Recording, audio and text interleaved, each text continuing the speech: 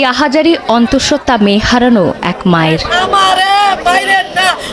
মঙ্গলবার রাত 9:15টার দিকে রাজধানীর যাত্রাবাড়ি এলাকায় কয়েকজন দুর্বৃত্ত ঘরে ঢুকে ছুরি দিয়ে এলোপাতাড়ি জখম করে অন্তঃসত্ত্বা সীমা আক্তারকে। সময় বারবার প্রাণ ভিক্ষা চাইলেও রেহাই মেলেনি। আক্রমণের এক পর্যায়ে গর্ভে থাকা বাচ্চার বুকেও লাগে ছুরির আঘাত।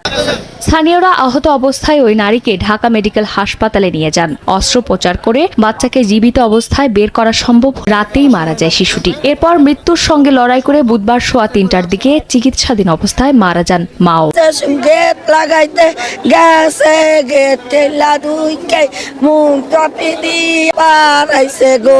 ছেলে রাত্রেই মারা গেছে, মা এই যে আজকে দুপুর 1টা বাজে মারা গেছে। এটা আমরা সুস্থভাবে বিচারছে।